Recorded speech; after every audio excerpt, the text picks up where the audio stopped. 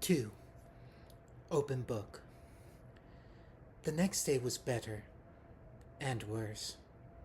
It was better because it wasn't raining yet, though the clouds were dense and opaque. It was easier because I knew what to expect of my day. Mike came to sit by me in English and walked me to my next class, with chess club Eric glaring at him all the while. That was flattering. People didn't look at me quite as much as they had yesterday. I sat with a big group at lunch that included Mike, Eric, Jessica, and several other people whose names and faces I now remembered. I began to feel like I was treading water instead of drowning in it. It was worse because I was tired. I still couldn't sleep with the wind echoing around the house. It was worse because Mr. Varner called on me in trig when my hand wasn't raised and I had the wrong answer. It was miserable because I had to play volleyball, and the one time I didn't cringe out of the way of the ball, I hit my teammate in the head with it. And it was worse because Edward Cullen wasn't in school at all. All morning I was dreading lunch, fearing his bizarre glares. Part of me wanted to confront him and demand to know what his problem was. While I was lying sleepless in my bed, I even imagined what I would say. But I knew myself too well to think I would really have the guts to do it. I made the cowardly lion look like the Terminator. But when I walked into the cafeteria with Jessica, trying to keep my eyes from sweeping the place for him, and failing entirely, I saw that his 4 siblings of sorts were sitting together at the same table, and he was not with them. Mike intercepted us and steered us to his table. Jessica seemed elated by the attention, and her friends quickly joined us. But as I tried to listen to their easy chatter, I was terribly uncomfortable, waiting nervously for the moment he would arrive. I hoped that he would simply ignore me when he came and prove my suspicions false. He didn't come, and as time passed, I grew more and more tense. I walked to biology with more confidence when, by the end of lunch, he still hadn't showed. Mike, who was taking on the qualities of a golden retriever, walked faithfully by my side to class. I held my breath at the door, but Edward Cullen wasn't there either. I exhaled and went to my seat. Mike followed, talking about an upcoming trip to the beach. He lingered by my desk till the bell rang. Then he smiled at me wistfully and went to sit by a girl with braces and a bad perm. It looked like I was going to have to do something about Mike, and it wouldn't be easy. In a town like this, where everyone lived on top of everyone else, diplomacy was essential. I had never been enormously tactful. I had no practice dealing with overly friendly boys. I was relieved that I had the desk to myself, that Edward was absent. I told myself that repeatedly, but I couldn't get rid of the nagging suspicion that I was the reason he wasn't there. It was ridiculous and egotistical to think that I could affect anyone that strongly. It was impossible. And yet, I couldn't stop worrying that it was true. When the school day was finally done, and the blush was fading out of my cheeks from the volleyball incident, I changed quickly back into my jeans and navy blue sweater.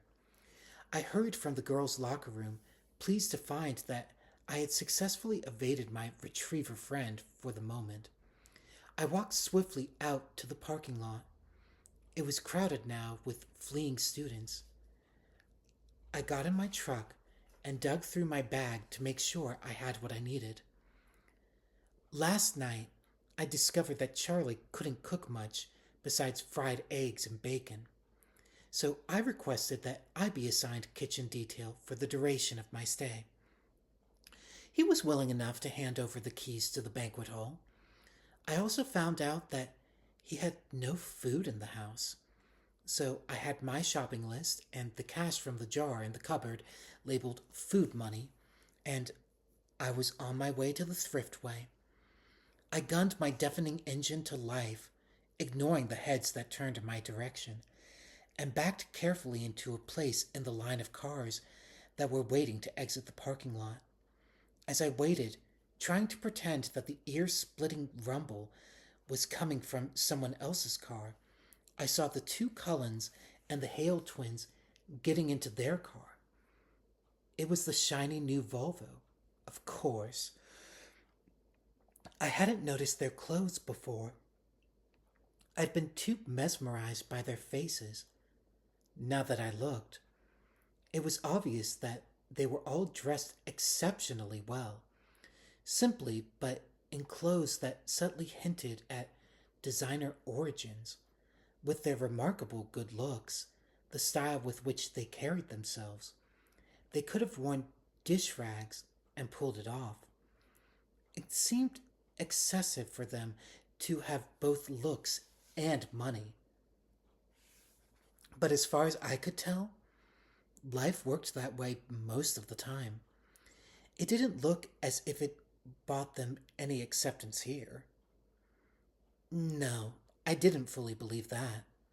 The isolation must be their desire. I couldn't imagine any door that wouldn't be opened by that degree of beauty.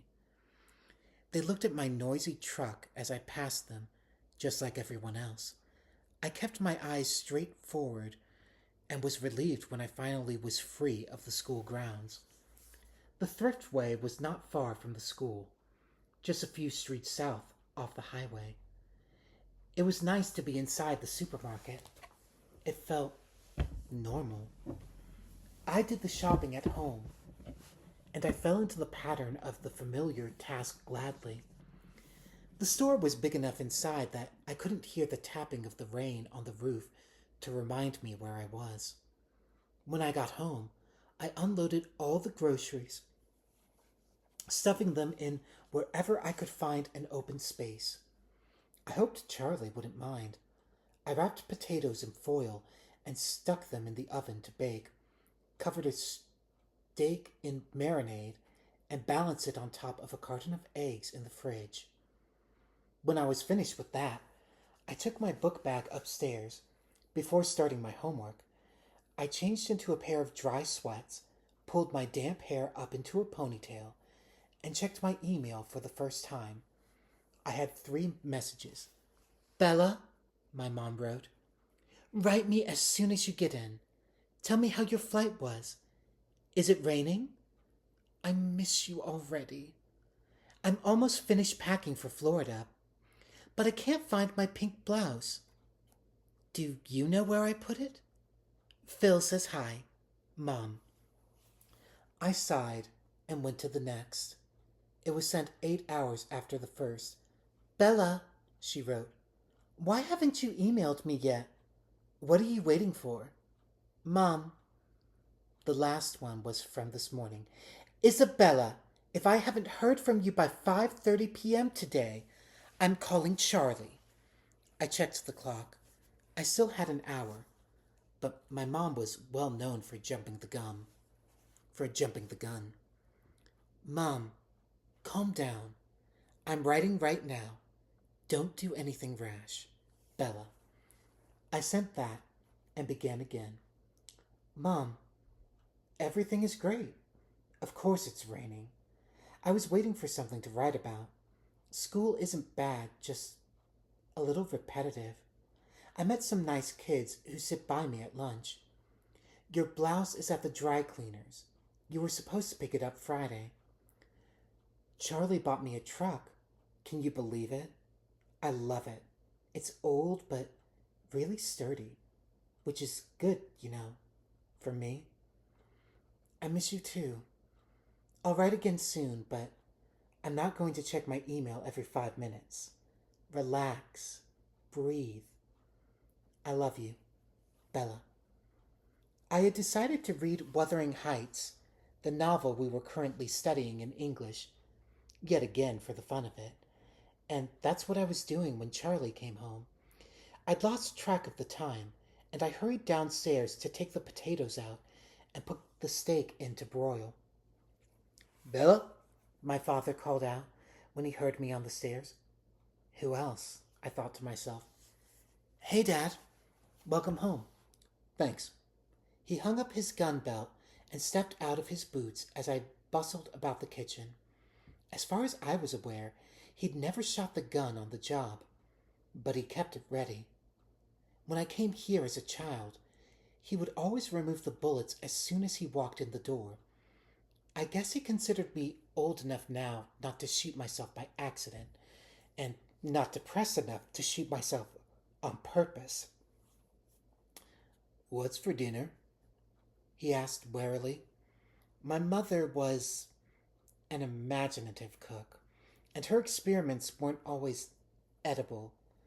I was surprised and sad that he seemed to remember that far back. Steaks and potatoes, I answered, and he looked relieved. He seemed to feel awkward standing in the kitchen doing nothing. He lumbered into the living room to watch TV while I worked. We were both more comfortable that way. I made a salad while the steaks cooked and set the table.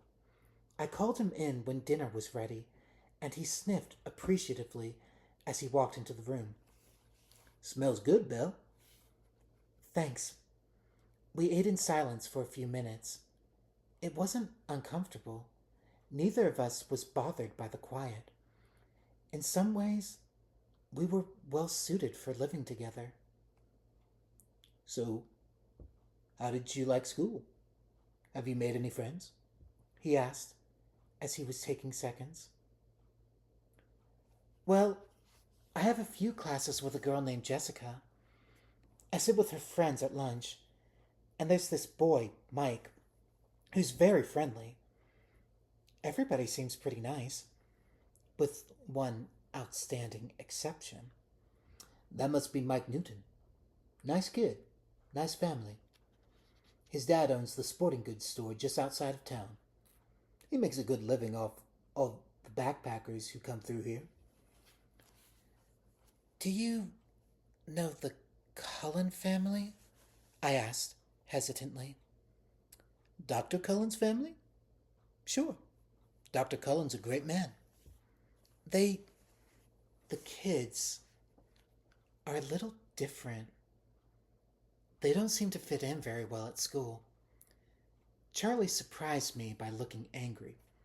People in this town, he muttered. Dr. Cullen is a brilliant surgeon who could probably work in any hospital in the world, make 10 times the salary he gets here, he continued, getting louder. We're lucky to have him. Lucky that his wife wanted to live in a small town. He's an asset to the community, and all of those kids are well-behaved and polite. I had my doubts when they first moved in, with all those adopted teenagers. I thought we might have some problems with them, but they're all very mature. I haven't had one speck of trouble from any of them. That's more than I can say for the children of some folks who have lived in this town for generations. And they stick together the way a family should. Camping trips every other weekend. Just because they're newcomers, people have to talk. It was the longest speech I'd ever heard Charlie make. He must feel strongly about whatever people were saying. I backpedaled. They seemed nice enough to me. I just noticed they kept to themselves. They're all very attractive, I added, trying to be more complimentary. You should see the doctor, Charlie said, laughing. It's a good thing he's happily married. A lot of the nurses at the hospital have a hard time concentrating on their work with him around. We lapsed back into silence as we finished eating. He cleared the table while I started on the dishes. He went back to the TV, and after I finished washing the dishes by hand, no dishwasher, I went upstairs unwillingly to work on my math homework. I could feel a tradition in the making. That night, it was finally quiet. I fell asleep quickly, exhausted. The rest of the week was uneventful. I got used to the routine of my classes. By Friday, I was able to recognize, if not name, almost all the students at school. In gym, the kids on my team learned not to pass me the ball and to step quickly in front of me if the other team tried to take advantage of my weakness. I happily stayed out of their way. Edward Cullen didn't come back to school. Every day I watched anxiously until the rest of the Cullens entered the cafeteria without him. Then I could relax and join in the lunchtime conversation. Mostly it centered around a trip to the La Push Ocean Park in 2 weeks that Mike was putting together. I was invited and I had agreed to go, more out of politeness than desire. Beaches should be hot and dry. By Friday, I was perfectly comfortable entering my biology class. No longer worried that Edward would be there. For all I knew, he had dropped out of school. I tried not to think about him, but I couldn't totally suppress the worry that I was responsible for his continued absence, ridiculous as it seemed. My first weekend in Forks passed without incident. Charlie, unused to spending time in the usually empty house, worked most of the weekend. I cleaned the house, got ahead on my homework, and wrote my mom more bogusly cheerful emails. I did drive to the library Saturday, but it was so poorly stocked that I didn't bother to get a card.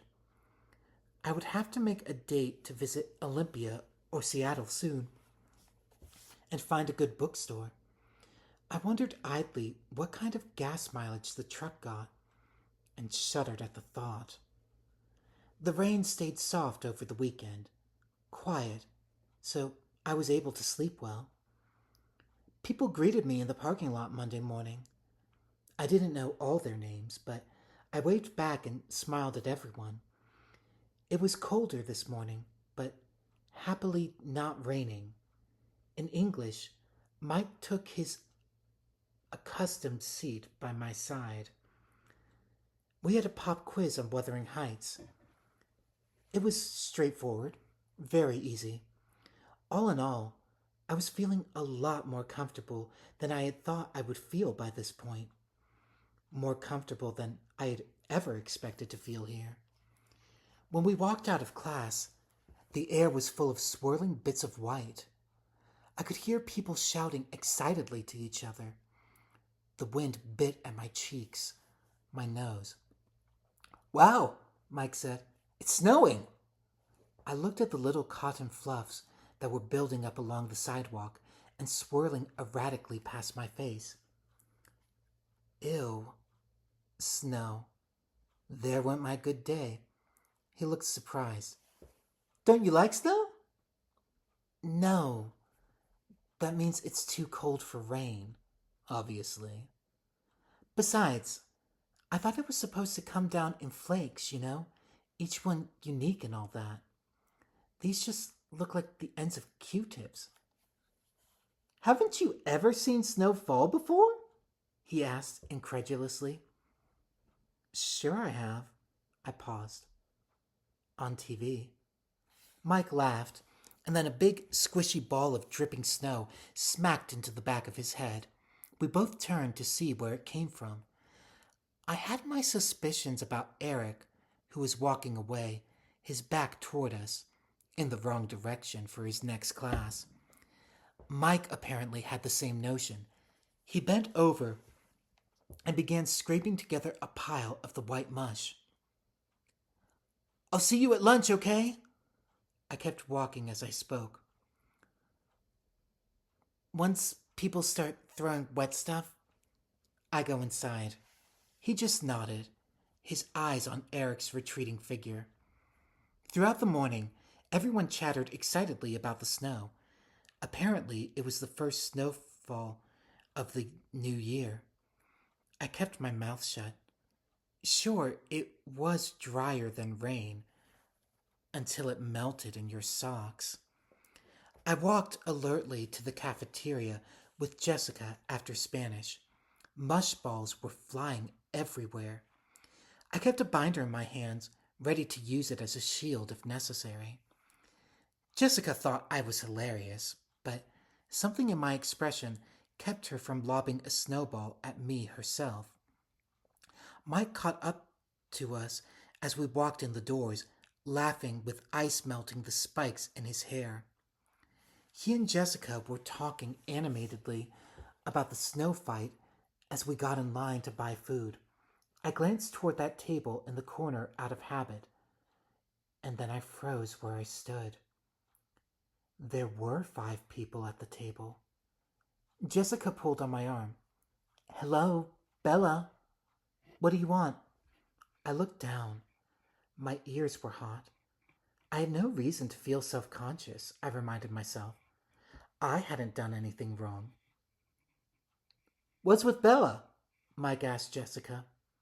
Nothing, I answered. I'll just get a soda today. I caught up to the end of the line. Aren't you hungry? Jessica asked.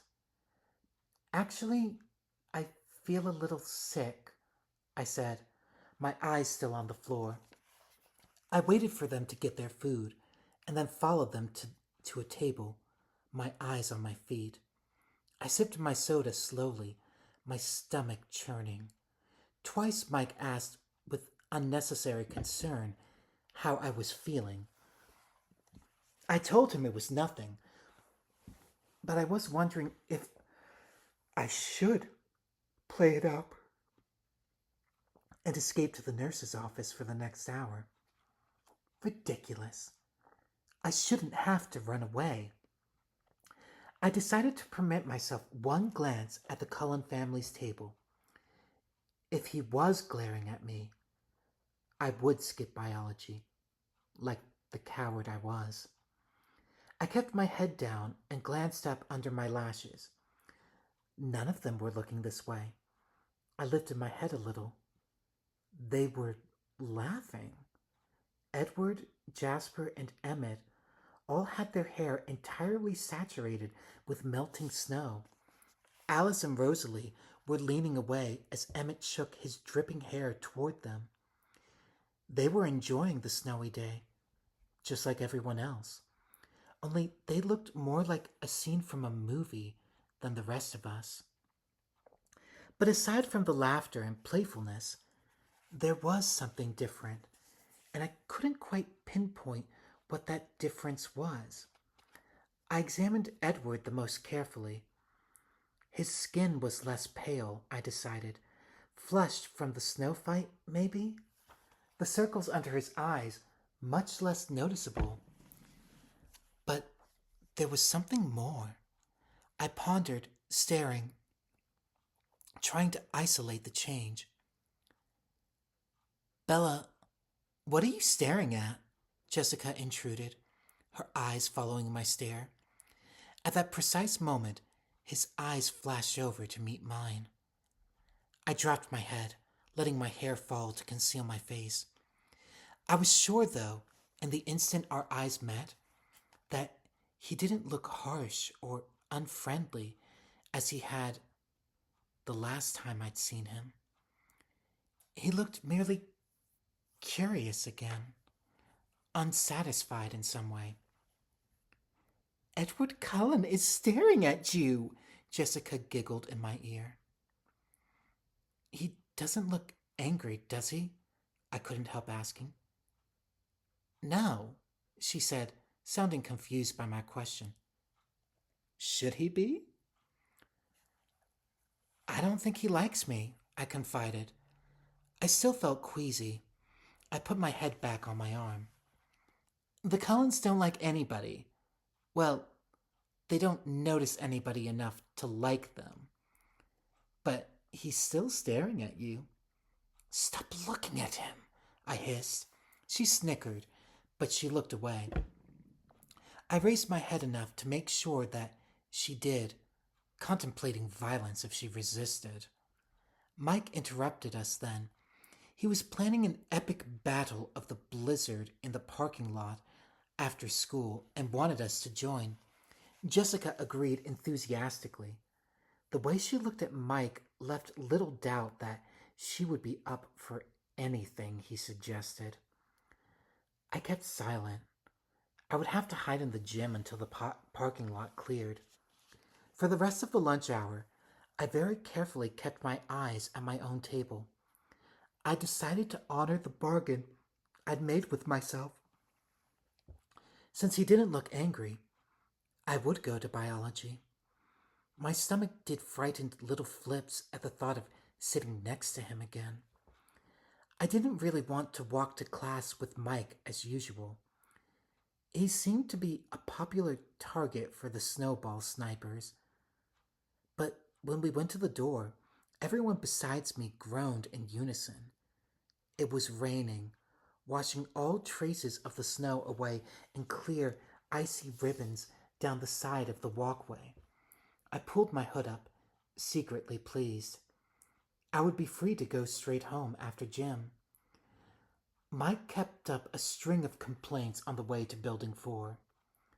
Once inside the classroom, I saw with relief that my table was still empty.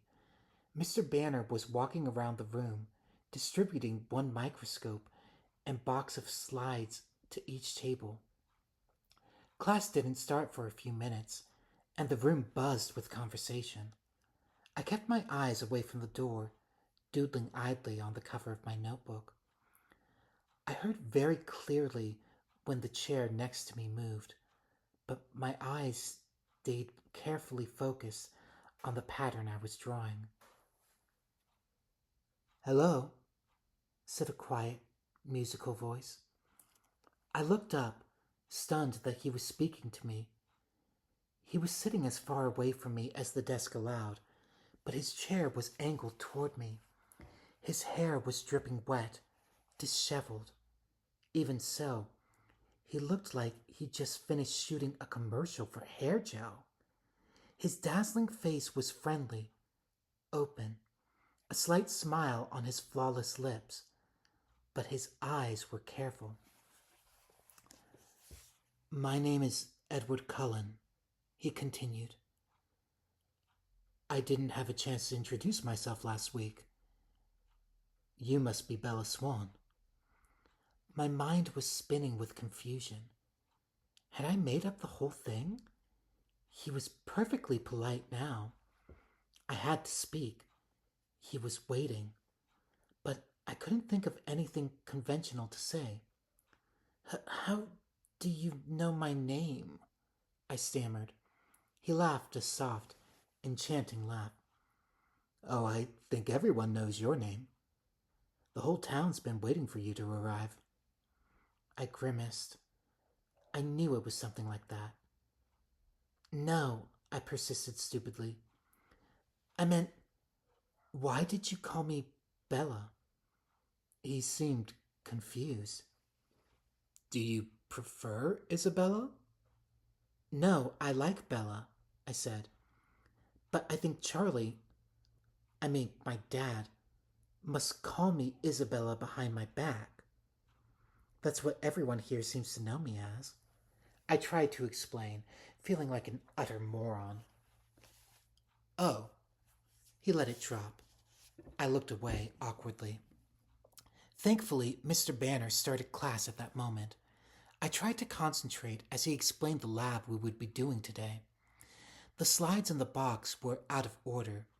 Working as lab partners, we had to separate the slides of onion root tip cells into the phases of mitosis that represented and labeled them accordingly. We weren't supposed to use our books. In 20 minutes, we would be coming around to see who had it right. In 20 minutes, he would be coming around to see who had it right. "Get started," he commanded. "Ladies first, partner?" Edward asked. I looked up to see him smiling a crooked smile so beautiful that I could only stare at him like an idiot. "Or I could start, if you wish." The smile faded. He was obviously wondering if I was mentally competent. No, I said, flushing. I'll go ahead.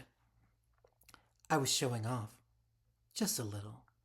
I'd already done this lab, and I knew what I was looking for. It should be easy. I snapped the first slide into place under the microscope and adjusted it quickly to the 40 times objective. I studied the slide briefly. My assessment was confident. Prophase. Do you mind if I look? He asked as I began to remove the slide. His hand caught mine to stop me as he asked. His fingers were ice cold, like he'd been holding them in a snowdrift before class. But that wasn't why I jerked my hand away so quickly. When he touched me, it stung my hand as if an electric current had passed through us. I'm sorry, he muttered, pulling his hand back immediately. However, he continued to reach for the microscope.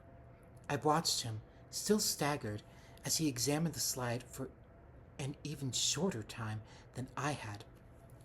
Prophase, he agreed, writing it neatly in the first space on our worksheet. He swiftly switched out the first slide for the second, and then glanced at it curiously. Anaphase, he murmured, writing it down as he spoke. I kept my voice indifferent. May I? He smirked and pushed the microscope to me. I looked through the eyepiece eagerly, only to be disappointed.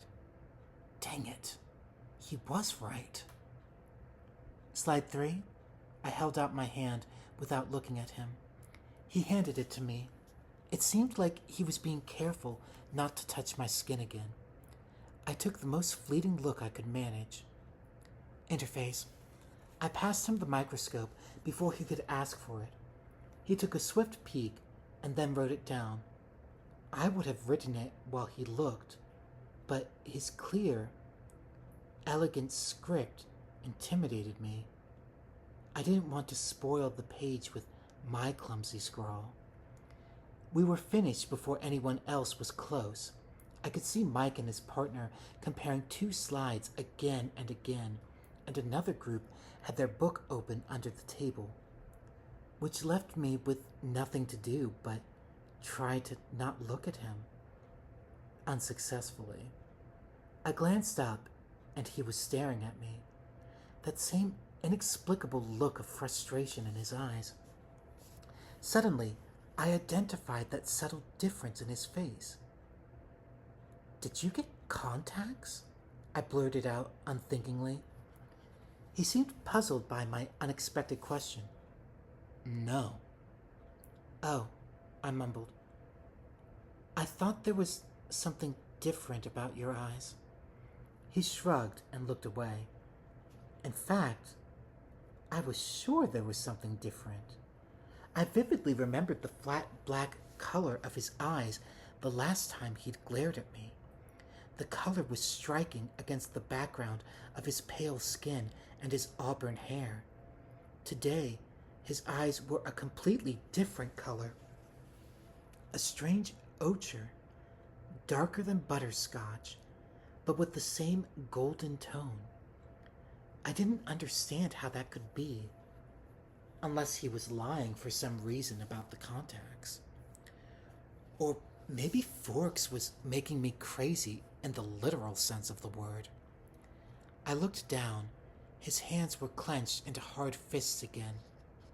Mr. Banner came to our table then to see why we weren't working. He looked over our shoulders to glance at the completed lab, and then stared more intently to check the answers. So, Edward, didn't you think Isabella should get a chance with the microscope? Mr. Banner asked. Bella, Edward corrected automatically. Actually, she identified 3 of the 5. Mr. Banner looked at me now. His expression was skeptical. Have you done this lab before? He asked. I smiled sheepishly. Not with onion root. Whitefish, blastula? Yeah, Mr. Banner nodded. Were you in advanced placement program? Were you in an advanced placement program in Phoenix? Yes. Well, he said after a moment, I guess it's good you two are lab partners. He mumbled something else as he walked away. After he left, I began doodling on my notebook again. It's too bad about the snow, isn't it? Edward asked. I had the feeling that he was forcing himself to make small talk with me. Paranoia swept over me again. It was like he had heard my conversation with Jessica at lunch and was trying to prove me wrong. Not really, I answered honestly, instead of pretending to be normal like everyone else. I was still trying to dislodge the stupid feeling of suspicion, and I couldn't concentrate. You don't like the cold. It wasn't a question. Or the wet. Forks must be a difficult place for you to live, he mused. You have no idea, I muttered darkly. He looked fascinated by what I said. For some reason, I couldn't imagine. His face was such a distraction that I tried not to look at it any more than courtesy absolutely demanded. Why did you come here, then? No one had asked me that. Not straight out like he did, demanding. It's complicated. I think I can keep up, he pressed. I paused for a long moment, and then made the mistake of meeting his gaze. His dark gold eyes confused me, and I answered without thinking. My mother got remarried, I said. That doesn't sound so complex, he disagreed, but he was suddenly sympathetic.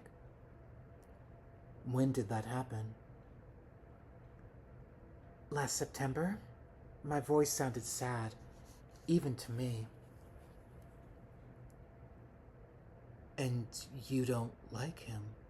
Edward surmised, his tone still kind. No, Phil is fine. Too young, maybe, but nice enough. Why didn't you stay with them? I couldn't fathom his interest, but he continued to stare at me with penetrating eyes as if my dull life story was somehow vitally important. Phil travels a lot. He plays ball for a living, I half smiled. Have I heard of him? He asked, smiling in response. Probably not. He doesn't play well. Strictly minor league. He moves around a lot. And your mother sent you here so that she could travel with him. He said it as an assumption again, not a question. My chin raised a fraction. No, she did not send me here. I sent myself. His eyebrows knit together. I don't understand, he admitted, and he seemed unnecessarily frustrated by that fact. I sighed. Why was I explaining this to him? He continued to stare at me with obvious curiosity. She stayed with me at first, but she missed him. It made her unhappy, so I decided it was time to spend some quality time with Charlie. My voice was glum by the time I finished. But now you're unhappy, he pointed out. And? I challenged. That doesn't seem fair. He shrugged, but his eyes were still intense. I laughed without humor. Hasn't anyone ever told you? Life isn't fair. I believe I have heard that somewhere before, he agreed dryly. So that's all, I insisted, wondering why he was still staring at me that way. His gaze became appraising. You put on a good show, he said slowly. But I'd be willing to bet that you're suffering more than you let anyone see. I grimaced at him, resisting the impulse to stick out my tongue like a 5-year-old, and looked away. Am I wrong? I tried to ignore him. I didn't think so, he murmured smugly. Why does it matter to you? I asked, irritated. I kept my eyes away, watching the teacher make his rounds.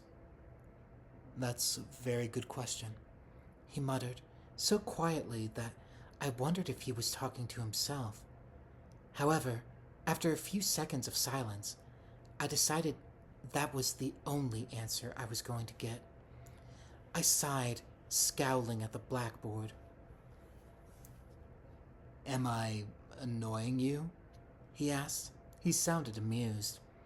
I glanced at him without thinking and told the truth again. Not exactly. I'm more annoyed at myself. My face is so easy to read. My mother always calls me her open book. I frowned. On the contrary, I find you very difficult to read.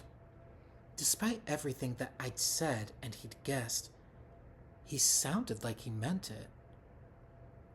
You must be a good reader then, I replied. Usually. He smiled widely, flashing a set of perfect, ultra-white teeth. Mr. Banner called the class to order then, and I turned with relief to listen. I was in disbelief that I'd just explained my dreary life to this bizarre, beautiful boy who may or may not despise me. He'd seemed engrossed in our conversation, but now I could see, from the corner of my eye, that he was leaning away from me again, his hands gripping the edge of the table with unmistakable tension. I tried to appear attentive as Mr. Banner illustrated with transparencies on the overhead projector what I had seen without difficulty through the microscope. But my thoughts were unmanageable. When the bell finally rang, Edward rushed as swiftly and as gracefully from the room as he had last Monday. And, like last Monday, I stared after him in amazement. Mike skipped quickly to my side and picked up my books for me. I imagined him with a wagging tail. That was awful, he groaned. They all looked exactly the same. You're lucky you had Cullen for a partner.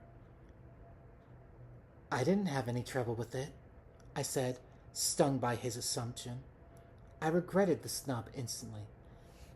I've done the lab before, though, I added, before he could get his feelings hurt. Cullen seemed friendly enough today, he commented, as we shrugged into our raincoats. He didn't seem pleased about it. I tried to sound indifferent. I wonder what was with him last Monday. I couldn't concentrate on Mike's chatter as we walked to gym, and PE didn't do much to hold my attention either. Mike was on my team today. He chivalrously covered my position as well as his own, so my wool gathering was only interrupted when it was my turn to serve. My team ducked warily out of the way every time I was up. The rain was just a mist as I walked to the parking lot, but I was happier when I was in the dry cab. I got the heater running, for once not caring about the mind-numbing roar of the engine. I unzipped my jacket, put my hood down, and fluffed my damp hair out so the heater could dry it on the way home. I looked around me to make sure it was clear. That's when I noticed the still, white figure. Edward Cullen was leaning against the front door of the Volvo, 3 doors down from me, and staring intently in my direction. I swiftly looked away and threw the truck into reverse, almost hitting a rusty Toyota Corolla in my haste. Lucky for the Toyota, I stomped on the brake in time. It was just the sort of car that my truck would make scrap metal of. I took a deep breath, still looking out the other side of my car, and cautiously pulled out again, with greater success.